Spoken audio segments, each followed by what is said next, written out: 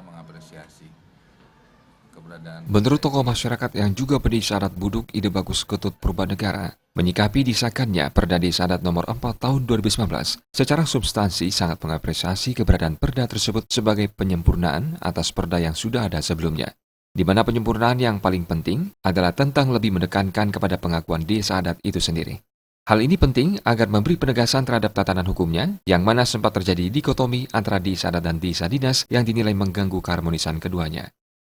Dengan adanya perda ini, kedudukan desa adat, potensi desa adat, dan kewenangan desa adat dalam mengambil sebuah keputusan menjadi semakin jelas.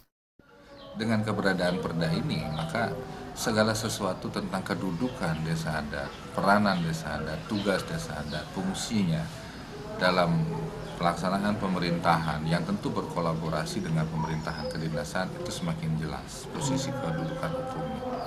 Nah, di sini letak apresiasi kami yang secara pribadi sangat mengapresiasi tentang keberadaan perda yang baru ini, yang mana di sini adalah penegasan kedudukan desa adat, potensi desa adat, kewenangan desa adat di dalam mengambil sebuah keputusan, termasuk dalam hal bagaimana kemudian desa adat bisa mengoptimalkan potensi desanya. Tentunya dalam hal ini perda ini adalah sebagai payung hukum. Pria yang akrab disapa Gus Purba ini berharap keberadaan perda ini bisa lebih memberi kesempatan untuk desa adat dalam mengembangkan potensi yang ada di desanya masing-masing.